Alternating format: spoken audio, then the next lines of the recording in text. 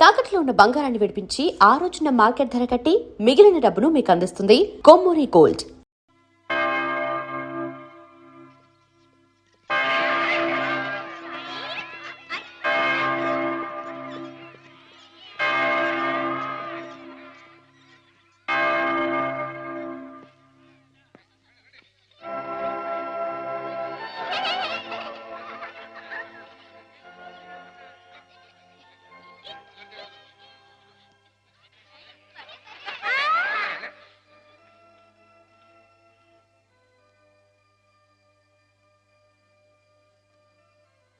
Let us pray, dear friends. రాత్రి మీకు భయం లేకుండానే బాగానే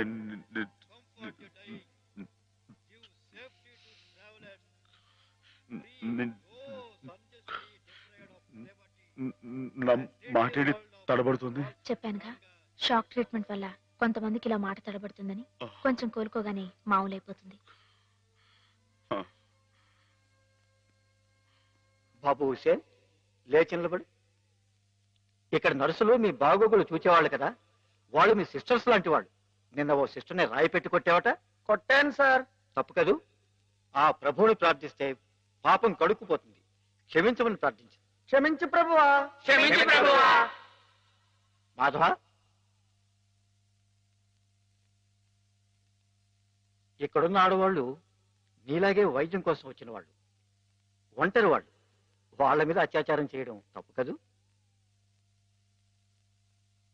రాత్రి నువ్వేదో హేమ మీద అఘాయిత్యం చేయబోయేవట. నేను అమ్మాయి గారి మీద అఘాయిత్యం, అదంతా అబద్ధం సార్. ఆవిడంటే నాకు ప్రాణం. అయితే ముద్దెట్టుకో. మాధవ, రాత్రి నువ్వు హేమ గది దగ్గరికి వెళ్ళావా లేదా? వెళ్ళాను. ఎందుకు వెళ్ళావు? అమ్మాయి ఇంకెందుకు, అందుకే. చెప్పు మాధవ, ఎందుకు వెళ్ళావు? ఆవిడ గది నుంచి పెద్దగా అరుపు వినిపిస్తే వెళ్ళాను. అరుపు వినిపించిందా? ఏమమ్మా, అరిచావా నువ్వు?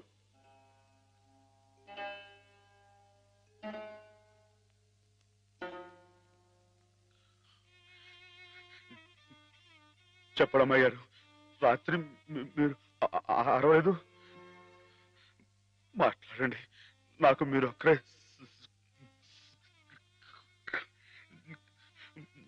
సాక్ష్యం. వీళ్ళంతా నన్ను తప్పడుతున్నారు, నన్ను నన్ను నానా మాట్లాడుతున్నారు. మాట్లాడండి. నేను రాత్రి మీ మీద ముందు చీరలాగాడా జాకెట్ చింపాడా చెప్పండి అమ్మాయి గారు. కూర్చోండి. వీడే కదండి అమ్మాయి గారు. రాత్రి మీ గదిలో చొరపడి అల్లరి చేయకపోతే నేను వచ్చి అడ్డుకుంది. చెప్పండి అమ్మాయి గారు.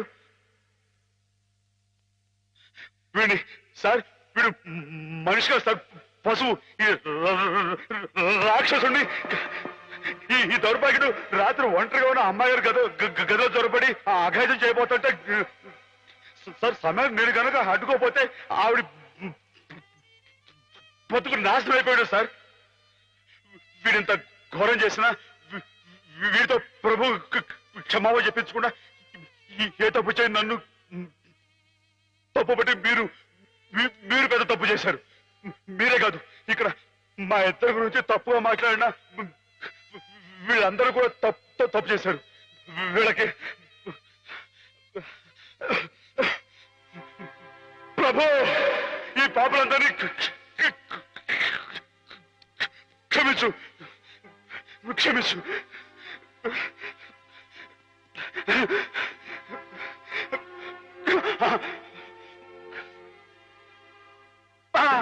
అమ్మా,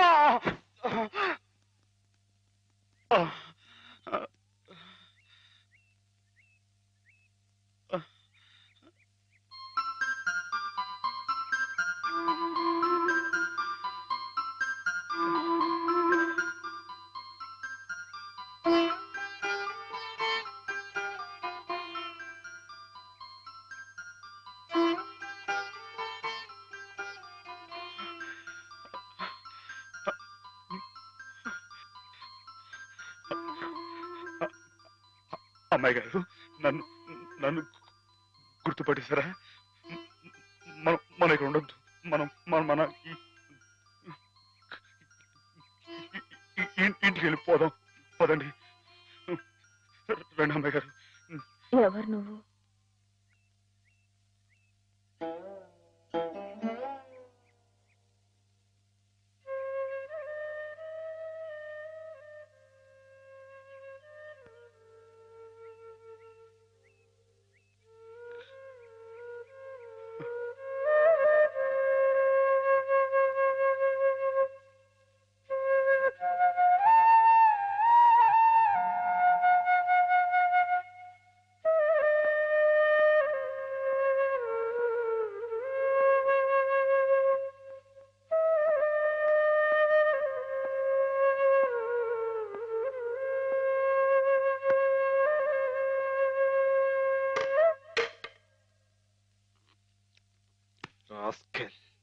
పెద్ద డాక్టర్కే నా మీద రిపోర్ట్ ఇస్తావరా? ఎన్ని గుండెలరా నీకు?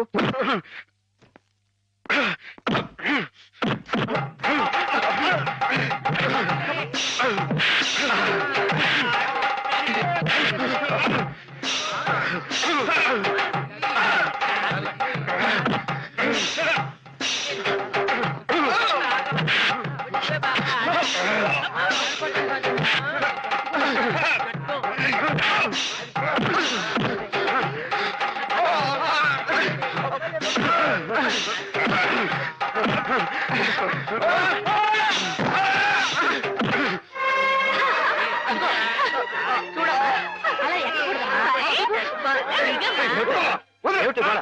What happened? మీకు తన పేరు చెప్పారని నన్ను కర్ర తీసుకుని కొట్టాడు సార్. నిజమా? లేదు సార్, ఈ పిచ్చోడు మాటలు Shut up. ఆ రోజు మాధవ చెప్పినప్పుడే నాకు నీ మీద అనుమానం వచ్చింది. తెలుసో తెలియకో చేసిన పాపాలకు మానసిక స్థితి దెబ్బతిని పాపం వాళ్ళు ఇక్కడ పడుంటే వాళ్ళ మీద కాస్త జాలి చూపడం అని ఇటువంటి అగాయిత్యం చేస్తావా? You are summarily dismiss. Get out. Sir ఈ ఒక్కసారికి నథింగ్ డూయింగ్. ఈ కాంపౌండ్ లో అడుగు పెట్టామంటే పోలీసులు పిలిపించి I will get you arrested. Get lost.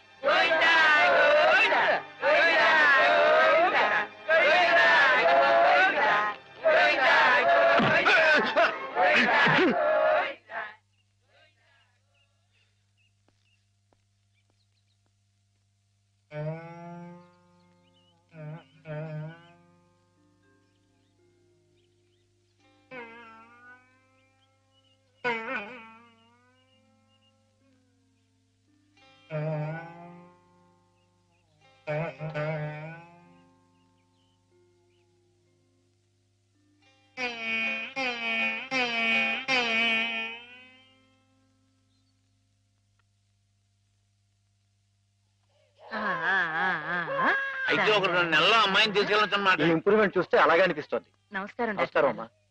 ఆమెను పిలిపిస్తాను, కూర్చోండి. హేమ పరిస్థితి మెరుగైందని విన్నాను. అంతా నీ చలవే మాధవ. నాదే ఉందండి, అంతా పయోడు దయ. హలో మాధవ. నమస్కారం డాక్టర్ గారు. ఎక్కడయ్యా? అయ్య బాబాయ్, ఇక్కడ అండి. ఏమిటి సంగతి? ఇది ఇంప్రూవింగ్. ఇది తెచ్చు. Yes doctor.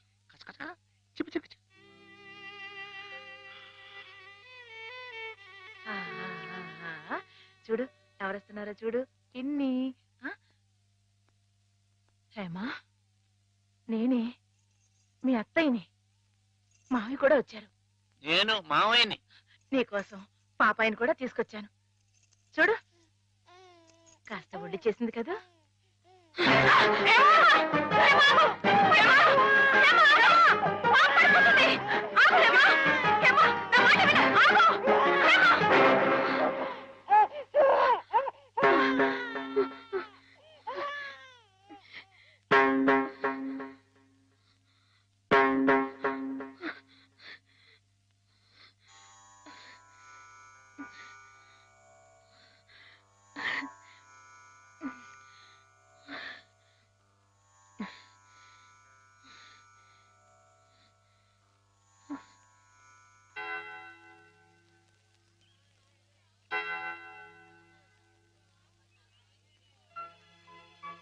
పాపం తెచ్చి నాకు అప్పగించిందంటే తన వస్తువుల్ని తన మనుషుల్ని గుర్తుపడుతున్నమాటే కదా సరస్వతి. నిజమే.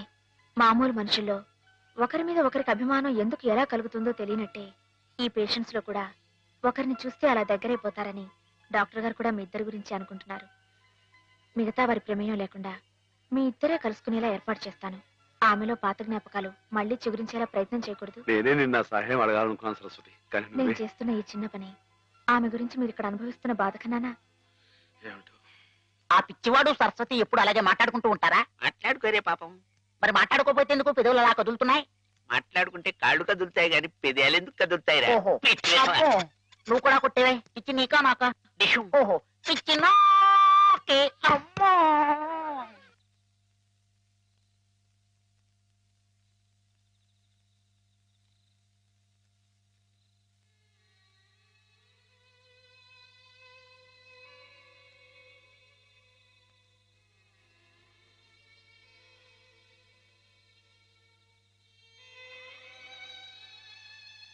ఇందాక నువ్వు ఆ పాపనిచ్చావే, ఇదిగో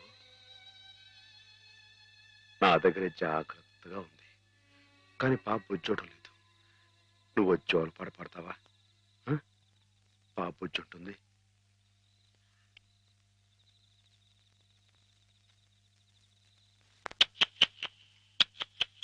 చుక్కల్లారా చూపుల్లా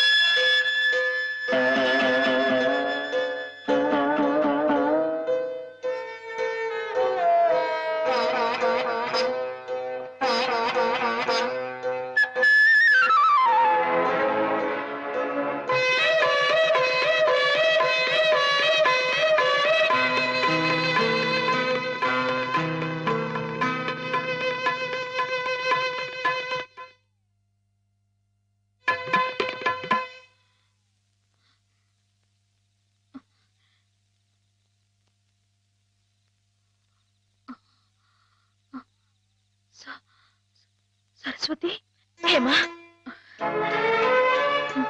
నేను ఇక్కడున్నానేమిటి? కొద్దిగా ఒంట్లో బాగుండకపోతే ఇక్కడికి తీసుకొచ్చారు. రేపు ఇంటికి వెళ్ళిపోదు గాని. ఇందాక జోలపాట పాడింది మాధవ. మాధవే కదూ? అతను ఇక్కడున్నాడేమిటి? చెప్పు Saraswati. Soldier soldier get up. మన సరిహద్దుల దగ్గర ఏదో అలజడి వినిపిస్తోంది. మన సైనికులు ఆల్రెడీ ట్రైన్ లో బయలుదేరిపోయారు, కానీ ఇంజన్ లేదు. నువ్వే ఇంజన్. మీరున్నారు కదా మేజర్. నేను నేల మీద హెలికాప్టర్ లో ఎగురుతూ పైన పెడుతున్న ట్రైన్ లోకి శత్రువులు దూకుండా చూడాలి. That's my duty. ఏమిటి మేజర్, కింద నేల మీద హెలికాప్టర్ ఎగురుతూ ఉంటే పైనుంచి ట్రైన్ వెళ్తుందా? ఎస్, ప్రపంచ యుద్ధాలు అలాగే జరుగుతాయి. మనం ఏం చేయలేం. కమాన్. నేను ఆ ట్రైన్ ఎక్కి అలాగే వెళ్ళిపోనా? నువ్వు మా సైన్యంలోనే ఉండాలి. అలాగే మేజర్. Thank you. అలాగే.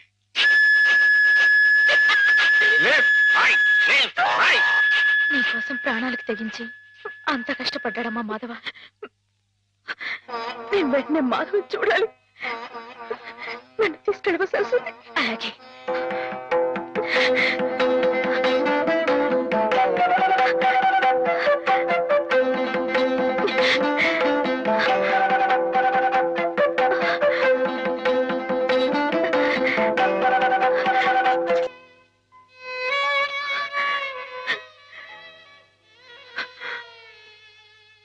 రైలు ఇట్ట ఆగిపోతే ఎట్ట?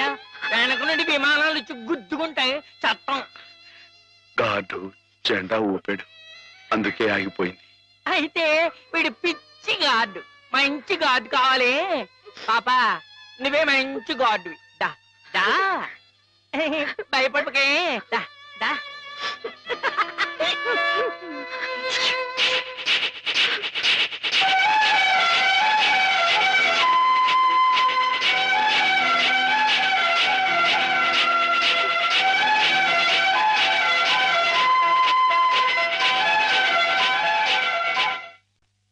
నాన్న, మా పెళ్లికి ముహూర్తం పెట్టించమని సిద్ధాంత్ గారికి చెప్పావా? అవునరా, బావ పోయి అప్పుడే ఏడాది కావస్తుంది.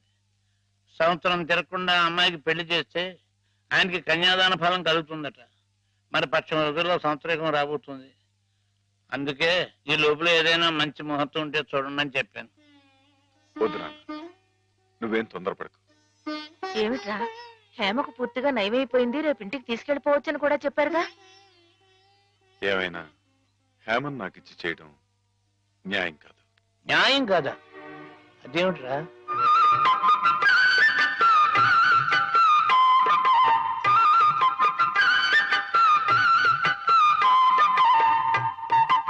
మాధవ, రండి అయ్యారు, రండి కూర్చోండి. చాలారా నీ మర్యాదలు. చండాలుడా, కడుపులో ఇంత కుట్ర రాసుకుని మొహానికి ఇంత నవ్వు పూసుకుని ఎంత వినయం నటించావురా మా ముందు. అయ్యారు మీరు ఏమన్నారు అయ్యా అర్థం లేదు. రేయ్, నిన్ను మా ఇంట్లో ఒక కుర్రాడుగా చూసుకున్నాను రా.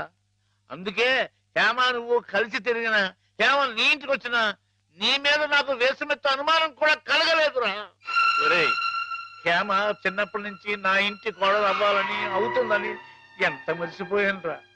అలాంటి పిల్లని ఎగటన్నుకు పోయి నువ్వు పెళ్లి చేసుకోవాలనే దుర్బుద్ధి ఎలా కలిగిద్దా నీకు? బావగారు ఎంత అభిమానించేవారు. ఆయన రాసిన కావ్యాలన్నీ అంకితం కూడా ఇచ్చారే నీకు. అటువంటి మహానుభావునికి ఇంత సామిత్రహం ఎలా తలపెట్టావురా అప్రాచుడా? ఒరే, ఆయన బ్రతుకుంటే ఇప్పుడురా నీ దురాలోచన తెలిసి గుండె పగిలి సచ్చి ఉండేవాడురా. ఇంకా ఎందుకురా వెధవ బ్రతుకు? ఛీ!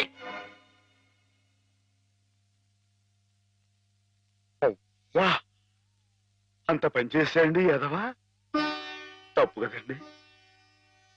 ఎరా, తెన్నింటి వాసాలు లెక్క పెడతావా?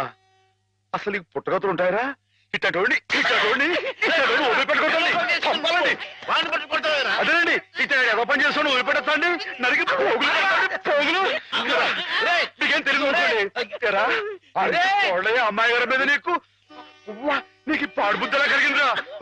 నువ్వు మనిషి కాదురా, పశువురా, పశువు. మీరు చెప్పుకోవడారా ఇలాంటి తప్పుడు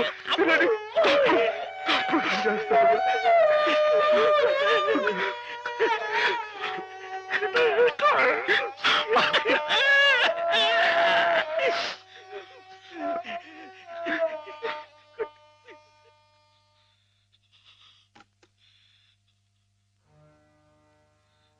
ఏం బతుకురా నీది, ఏ ముహూర్తంలో పుట్టావురా? ఇంకా ఎందుకురా కావాలని బురద పులుముకుంటావు? నేను నానా మాటలు అంటుంటే నేను అట్లాంటి వాడు కాదు బాబు అని చెప్పాడు. ఇంకా ఎందుకురా పిచ్చోళ్ళ నటిస్తావు? ఏం బాగుంకుందామని నిన్ను చేరదీసి ఇంత అన్నం పెట్టిన వాళ్ళకి అన్యాయం చేసే మనసురా నీది. మనసు చెప్పుకోరా. నీ బతుకు గురించి ఆలోచించుకుంటా వాళ్ళ రుణం తీర్చుకోవడానికి ఉన్న హస్తం అమ్మేసి వాళ్ళకి సాయం చేసేది. అది నువ్వు చేసిన తప్పు. నువ్వేమిటో నీ భవిష్యత్తు ఏమిటో చూసుకోకుండా వాడు బాగుండాలి వాడోళ్ళు బాగుండాలని 24 గంటలు ఏడ్చేవి. ఇలా ఇలా నానా మాటలు అనిపించుకోవడానిక? అమ్మాయి గారు అని ఒక దేవతలా చూసుకున్నారు. తడి దేవత సొంతం చేసుకునేంత తోటలోకిడురా. మాటలు ఎవరో పిచ్చదవా? ఈ బతుకి ఓ తోడు కావాలని కూడా చూసుకోకుండా అమ్మాయి గారికి మంచి తోడు దొరికిందని తెగ సంబరపడిపోయావే. దేనికిరా? దేనికి? ఇలా పిచ్చోళ్ళ మధ్య నరకేతం అనిపించడానిక? ఏదో ఓ తాగుబోతే అథవా నానా కూతురు కూర్చోడంటే వదిలేయచ్చు, కానీ చిన్నప్పటి నుంచి నువ్వెవరో నువ్వేమిటో తెలిసిన ఆ పెద్ద అన్నారే మాట్లాడినారంటే ఒరే మాధవ, నేను ఆ దేవుడు కూడా అర్థం చేసుకోలేదురా. అర్థం చేసుకోలేదు. కుళ్ళు చచ్చిపోయేదాకా ఏడవరా ఏదవా? నీ మొక్క నాకు ఏదవని.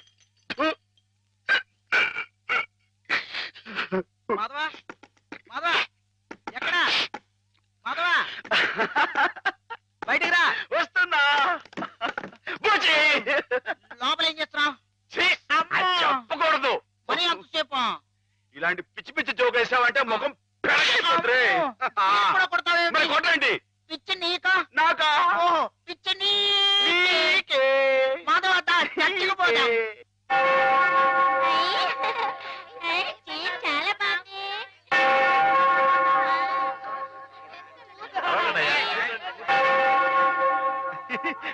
నేను ఇక్కడ వెళ్ళే.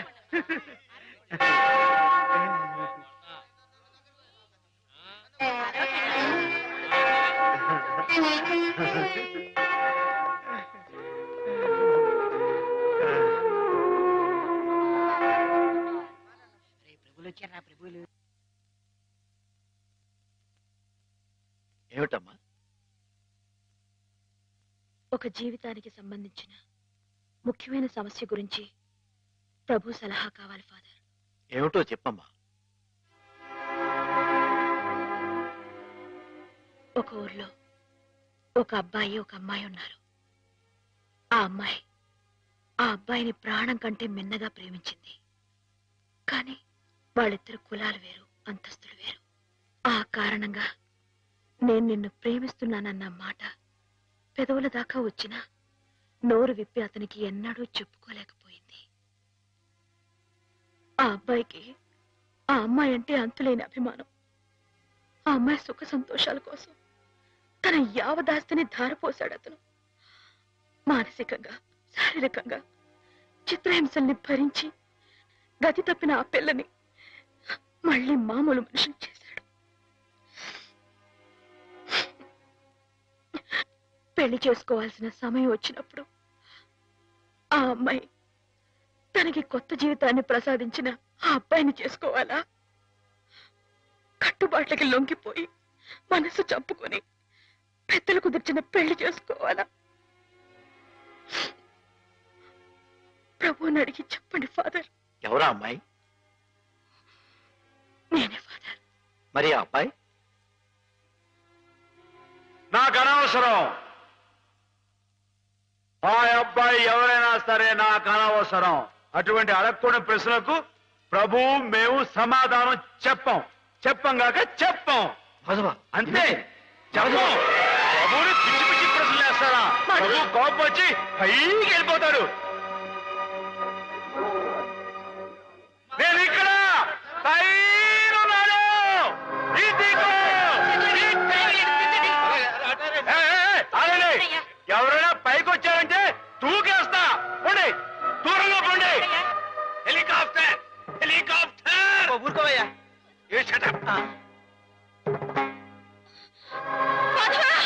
హాయ్, మేము మనిషిని పుట్టించినప్పుడు అతనికి కులం లేదు, మతం లేదు. కానీ మీకు మీరే కట్టుబాట్లు పెట్టుకున్నారు. మీరు పెట్టుకున్న ఆచారాలు మీరు గౌరవించి తీరాలి. కాదంటే నేను నా ప్రభు ఇక్కడి నుంచి దూకేస్తాం. అప్పుడు మీకు దేవుడు ఉండడుగా. ప్రవర్తిస్తున్నావు? ఆ మాటలకు అర్థం ఏమిటో నాకు తెలుసు.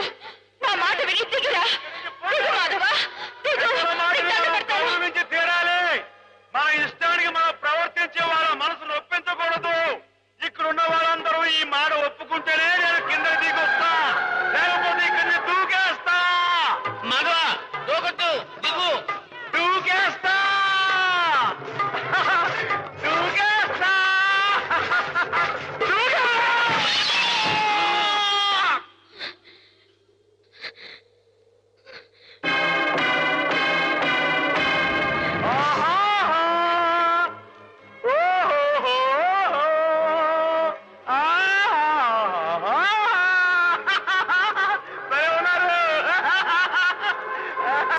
మనసు నిండా మాధవుడు రూపం నిండున్నప్పుడు ఈ ఒట్టె కట్టెని నీకు అప్పచెప్పటం భావ్యం కాదనిపిస్తోంది బావా.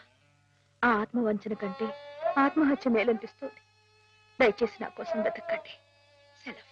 హేమ.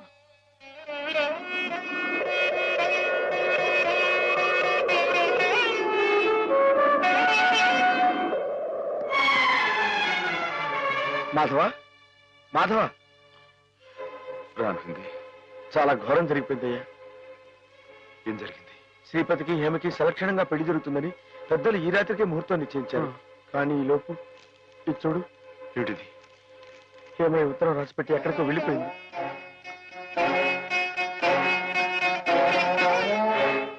నిజమా? నిజమే మాధవ. ఆవిడ తను చేసుకుని అనటంతో శ్రీపతి గారు ఎదురు తిరిగారు.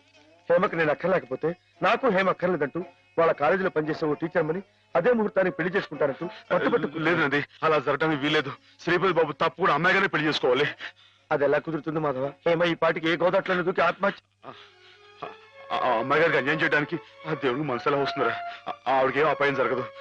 నువ్వు వెళ్ళి అమ్మాయి గారు ఎక్కడున్నారో అని చోట వెతుకు. నేను ఇక్కడి నుంచి ఎలవలా వచ్చి శ్రీపతి బాబు కాళవేళ పడి ఆ అమ్మాయి గారిని పెళ్లి చేసుడు చూస్తాను. నువ్వు వెళ్ళు.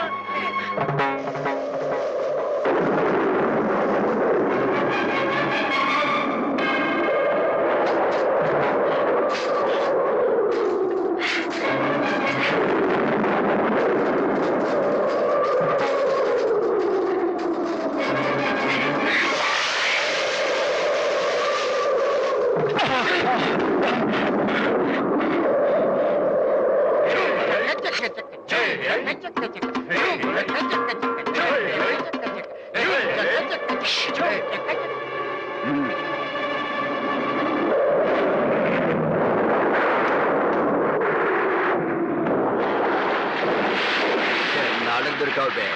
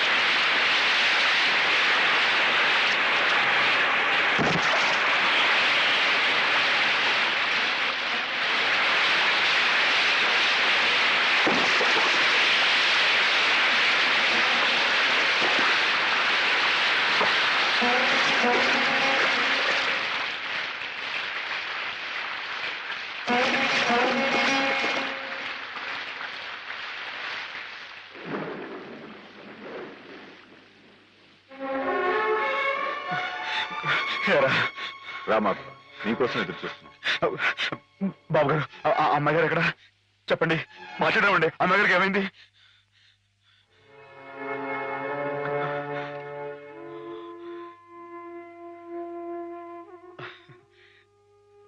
బాబు, నేను విన్నది నిజమేనా?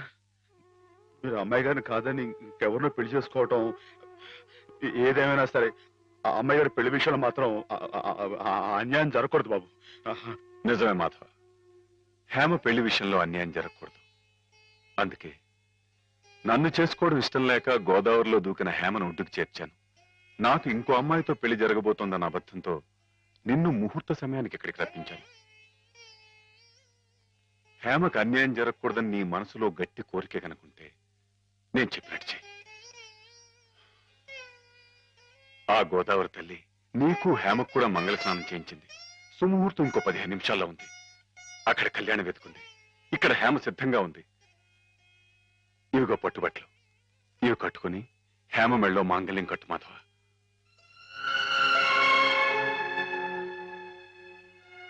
చూడు మాధవ, దగ్గర బంధువులు మేమేమి చేయలేక చేతులు ముడుచు కూర్చుంటే ఏ సంబంధం లేని నువ్వు ఆపద్బాంధవుళ్ళ మా కుటుంబాన్ని ఆదుకున్నావు. హేమకి అండగా నిలిచావు. హేమకు నీ మీద, నీకు హేమ మీద ఉన్న ప్రేమ ఎంత పవిత్రమైందో ఇప్పుడు తెలుసుకోగలిగాను. తొందరపడి నీ ముందు నోరు జారినందుకు పెద్ద మనసుతో నన్ను క్షమించి హేమ చెయ్యేందుకు బాబు. అవును మాధవ, అన్నయ్య తన కావ్యాల్ని నీకు అంకితం చేసి ఆ రోజే నిన్ను తన అల్లుని చేసుకున్నాను. హేమ మెళ్ళో నువ్వు 3 ముళ్ళు వేస్తే ఆ లోకాన ఉన్న మా అన్నయ్య ఆత్మ శాంతిస్తుంది మాధవ. లేదండి, ఇది జరగని పని. జరగని పని అంటే కులం గురించా నీ సమస్య మాధవ? నీలా యాదవుడైన కృష్ణుడు ఎవరిని చేసుకున్నాడు? క్షత్రియకన్య సత్యభామం చేసుకోలేదా? రాచకన్య రుక్మిణి చేసుకోలేదా? హేమ కూడా క్షత్రియకన్య మాధవ. మీరెవరు ఎంతగా చెప్పినా సరే ఎందుకో నా మనసు ఒప్పుకోవడం లేదు. ఆ అమ్మాయి గారు మీ సొంత మనిషి, ఆవిడ మీరే పెళ్లి చేసుకోవాలి. సరే అయితే, ఇందరింతగా చెప్తున్నా హేమ మనసారా నిన్నే కోరుకుంటుందని తెలిసినా కూడా నేనే హేమం చేసుకు తీరాలి అని నువ్వు పట్టుబడితే అలాగే చేసుకుంటాను మాధవ. కానీ పెళ్లి చేసుకున్న మర్నాడే హేమ నీకు ఇలా కనిపిస్తుంది.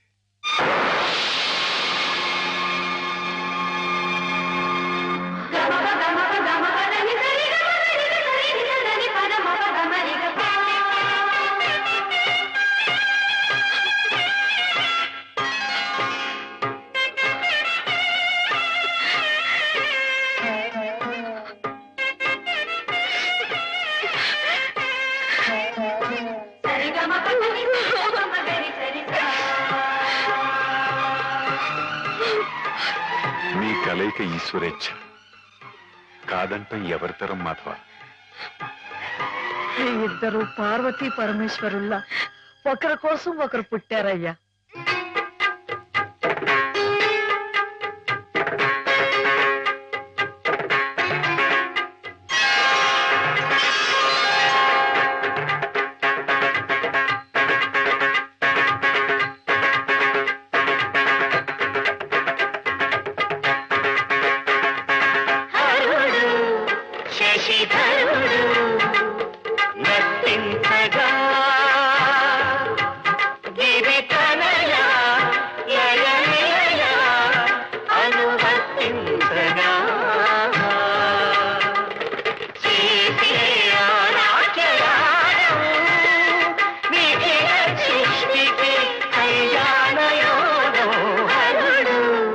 శశిధరుడు నర్తించగా